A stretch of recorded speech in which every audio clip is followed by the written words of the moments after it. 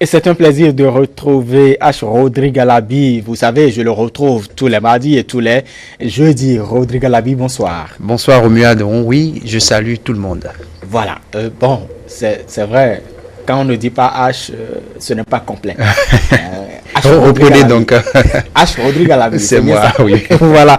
Aujourd'hui, nous allons parler d'un sujet très important parce que qui ne vit pas d'espoir, on a l'habitude de dire que celui-là, il ne vit pas parce que lorsque vous vivez, vous devez vous nourrir d'espoir parce que demain, certainement, sera meilleur. Et donc, c'est important de suivre cette causerie, cette discussion avec vous, avec votre invité que nous avons sur ce plateau. Exactement, Romuald. Ce soir, nous allons parler de l'espoir. Comment le reconstituer? Et ce sera avec le coach Alphonse Afo, qui est déjà sur ce plateau. Bonsoir, coach. Bonsoir, Rodrigue. Bonsoir, chers téléspectateurs. C'est un plaisir pour moi d'être au rendez-vous. Le plaisir est partagé. Je rappelle que vous êtes entrepreneur, coach motivateur, et vous êtes spécialisé dans les formations web. Ouais, je suis également expert en web marketing. Nous avons une agence dans le domaine du web marketing. Exactement. Puisque nous voulons parler de l'espoir, on entend souvent parler de l'espoir. Garder espoir, il faut avoir de l'espoir. D'abord, c'est quoi l'espoir véritablement? Bon, je dirais simplement que l'espoir, c'est le point de départ pour tout accomplissement. L'espoir est au début et dans le processus. C'est simplement la capacité à rester dans l'entente du meilleur, d'accord? À croire en toutes les possibilités au-delà de ce que vos yeux regardent présentement. Aller au-delà du réel, si je peux m'exprimer en ces termes, c'est-à-dire la réalité actuelle dans laquelle vous vous trouvez, qui n'est pas certainement meilleure, mais la capacité à regarder au-delà de cette réalité-là et à croire en toutes les possibilités. Cela vous permet de vous projeter dans un futur proche qui certainement sera meilleur.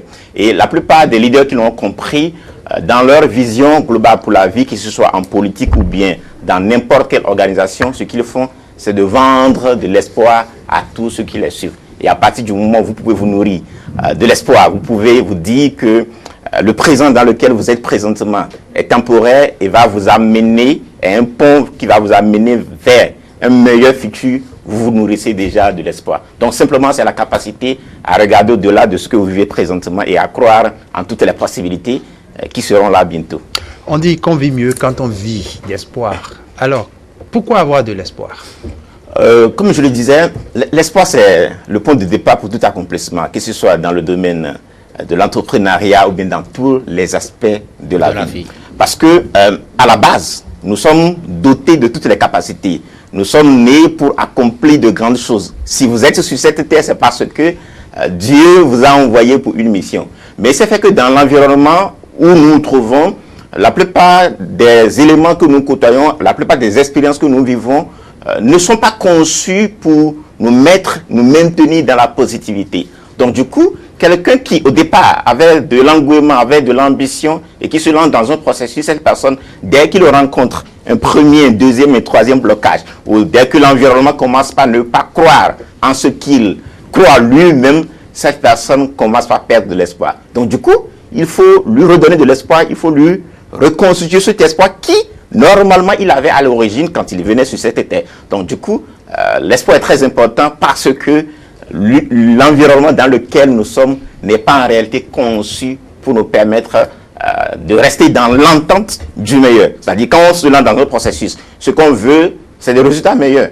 Mais dès qu'on rencontre les blocages et qu'il n'y a pas des outils pour nous pousser, il n'y a pas des outils qui nous permettent de continuer à croire, même si présentement c'est difficile, on ne pourra pas y arriver. Donc l'espoir vient vous dire, quand bien même là où vous êtes présentement, vous considérez comme étant une situation difficile. Je vais revenir tout à l'heure dans un principe que j'appelle le principe universel, qu'on appelle le principe des causes à effet, qui dit que les mêmes causes produisent toujours les mêmes effets. On va y revenir tout à l'heure. Donc, l'espoir est fondamental, non seulement pour au début, mais aussi dans le processus pour que vous puissiez arriver à accomplir ce pourquoi vous êtes envoyé sur cette terre. Alors, l'espoir et le subconscient, y a-t-il une relation entre ces deux réalités? Oui, pour moi, la meilleure façon de se nourrir de l'espoir, c'est de commencer par vendre à son subconscient Le subconscient ici, c'est juste le contraire du conscient. D'accord? C'est la partie du cerveau qui ne fait pas la différence entre ce qui est réel et ce qui n'est pas réel. Ou bien ce qui est et ce qui n'est pas. Donc à partir du moment où vous commencez par vous vendre vous-même, que vous pouvez, vous avez la possibilité, vous avez la capacité, cela se reflète à l'extérieur. Et comme je le disais tout à l'heure, le principe que moi j'utilise... Est-ce que le subconscient est le siège de mauvaises pensées? Pas en réalité, ce n'est pas seulement le siège de mauvaises pensées, mais c'est la partie du cerveau qui emmagasine tout ce que vous vivez en termes d'expérience. D'accord? Lorsque je commence par dire, par exemple, je suis fort, je suis fort, je suis fort. Quand bien même, actuellement, je n'ai pas cette énergie physique-là, le subconscient, lui, l'emmagasine. Puisqu'il ne fait pas la différence entre ce qui est vrai et ce qui ne l'est pas, bientôt, je vais commencer par avoir cette énergie-là qu'au départ, je n'avais pas. Donc, le principe que j'utilise souvent, et que j'ai développé beaucoup dans mon livre, les 4 étapes pour transformer ses idées en entreprise, c'est le principe fondamental de la vie, d'accord, je le tire des sciences naturelles, de la géologie en l'occurrence, qu'on appelle le principe des causes à effet, qui dit que les mêmes causes produisent toujours les mêmes effets. Alors, ce qui vous permet de reconstituer votre espoir, de vous nourrir d'espoir à nouveau, c'est de vous dire, s'il y a des gens qui le font, je suis également capable de le faire. Parce que je le dis souvent, le succès ne dépend pas forcément de là où vous venez.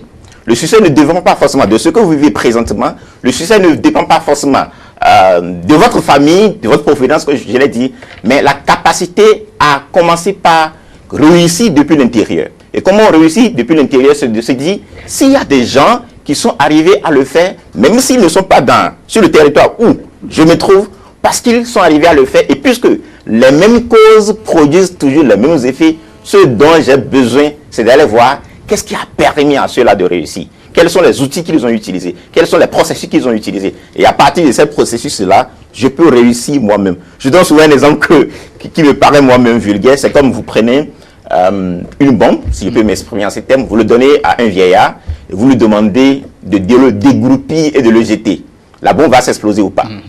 Est-ce qu'elle ne va pas s'exploser? Elle va s'exploser. Mais vous prenez un enfant de 4 ans, et vous lui remettez la même bombe, vous lui montrez comment on le dégoupille, on le lance, la bombe va s'exploser. Donc, cela ne dépend pas de l'âge, mais simplement du processus. Donc, ce qui donne de l'espoir aux gens, c'est d'aller trouver ce processus-là, de le mettre en œuvre et commencer par obtenir des résultats. Mais comment trouver le processus? Ouais, pour trouver le processus, je voudrais, je ne sais pas si vous avez l'image, il y a une image que je voudrais... Tout à fait, l'image est à l'écran déjà. Oui. Vous savez, le processus se trouve autour de nous. Le processus, c'est dans la nature. Il n'y a rien qui soit aujourd'hui qui n'a jamais été. Il n'y a rien qui va venir demain et qui n'existe pas encore ou bien qui n'a pas été. Donc du coup... On parle toujours de l'existence. Exactement. Donc la meilleure façon de trouver des processus, c'est de commencer par observer votre environnement. Un peu comme on le voit à l'écran, là, l'image que vous voyez là, c'est une plante qui a poussé sur une voie bitumée. Vous connaissez tout ce qu'il faut pour mettre en place une voie bitumée. Il faut décaper le sol qui était là, il faut faire du remblai, il faut faire du cimentage, d'accord? C'est-à-dire il faut que de gros engins y passent, après on met du gravier, après on met du goudron. En réalité, c'est un environnement qui est conçu pour qu'il n'y ait pas de la vie. Mais vous voyez là qu'il y a la vie. Il y a une plante qui a eu cette possibilité de pousser, de repousser tout ce qui est obstacle. Moi, c'est une image que j'ai trouvée quelque part, mais qui beaucoup m'inspire et qui me montre que quel que soit ce que quelqu'un vit présentement, si vous êtes en grande mesure, vous avez la possibilité de régénérer, d'accord, de ce que vous vivez présentement, des obstacles qui sont au-dessus pour redonner la vie comme cette plante-là. Alors, on a besoin de 3 facteurs, parmi tant d'autres, hein, pour que cette plante soit là. L'un des premiers facteurs, c'est l'humidité. Mais si vous voyez cette image, rien ne vous prouve que il y a de l'humidité là à l'œil nu. Donc, ce n'est pas visible. Donc, l'humidité se trouve à l'intérieur. En dehors de l'humidité, il faut que la graine qui a donné cette plante soit de bonne qualité. Mais la bonne qualité d'une graine ne se détecte pas à l'œil nu. Ça fait le deuxième facteur. L'autre facteur, c'est que le sol doit être fertile. Le sol doit être à même de donner de la vie. Et rien ne prouve que, à vue d'œil, justement, ce sol peut donner la vie. Donc ces 3 facteurs que vous voyez qui ont donné cette vie que nous voyons là, ne viennent pas de l'extérieur, viennent de l'intérieur. Donc la force est déjà en chacun de nous. Donc notre capacité à régénérer de l'extérieur en se basant sur ce qui est autour de nous, nous permet de trouver des processus et par la suite de se donner de l'espoir et commencer par accomplir des choses pour lesquelles on avait de l'engouement quand on les entamait et également accomplir nos rêves. Très bien. Waouh. c'est très intéressant. Hein. Intéressant. J'aimerais qu'on revienne sur un aspect. Vous voyez, vous avez parlé beaucoup d'intérieur dans vos propos tout à l'heure. Oui. Et on comprend que les bonnes choses, les grandes choses, et même les mauvaises viennent d'abord de l'intérieur. Exactement. Comment nourrir depuis l'intérieur l'espoir? Oui, je crois que c'est la même chose qu'on a développé tout à l'heure. Oui, mais l'autre aspect que je donne souvent, ce qui fait que la personne elle est désespérée, c'est parce que elle donne un nom à une situation dans laquelle elle se trouve présentement. Donc pour elle, c'est que cette situation, elle est mauvaise. Pour se nourrir de l'intérieur, c'est de commencer par se remémorer, c'est-à-dire à vos gloires par-ci. D'accord? Si je dis présentement que je suis dans une situation difficile, d'échec, c'est parce que je compare mon présent par rapport à un passé qui certainement était meilleur.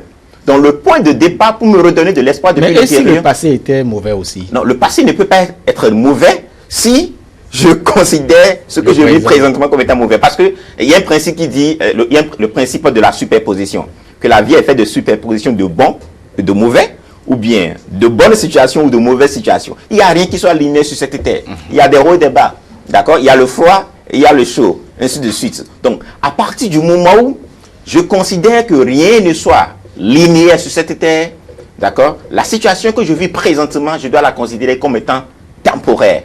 Puisque, après cette situation, l'étape qui suit doit être certainement une meilleure situation. Doit être certainement le meilleur, puisque après le mauvais, c'est surtout le bon qui va venir. Donc, la plupart des temps... Il faut travailler pour... Oui, exactement. C'est là j'en viens. La plupart de ceux qui perdent dans leur situation, c'est parce qu'ils considèrent cette situation comme étant une situation définitive.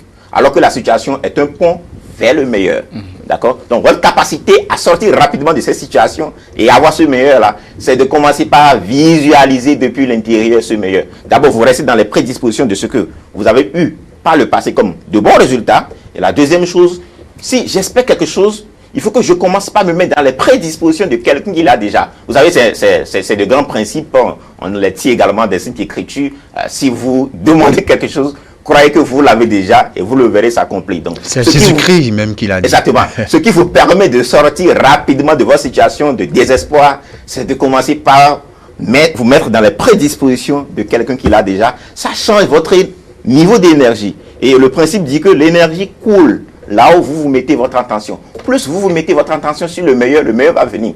Mais ce qui tue la plupart... La loi d'attraction. Exactement. Ce qui tue la plupart, c'est qu'ils espèrent le meilleur, mais ils sont dans l'entente du mauvais. C'est ce qui tue la plupart. Quelqu'un qui va à un examen, d'accord? En réalité, il est parti à l'examen pour réussir. Mais vous allez voir, la plupart des temps, quand vous rencontrez des gens, quand vous discutez avec eux, ils sont dans des soucis. Est-ce que je vais réussir? En réalité, tu ne dois pas être dans des prédispositions de quelqu'un qui n'est pas sûr qu'il va réussir. Ce que tu veux, c'est le succès. Donc, en réalité, il pense qu'il est en train d'espérer le succès alors qu'il est dans l'entente de l'échec.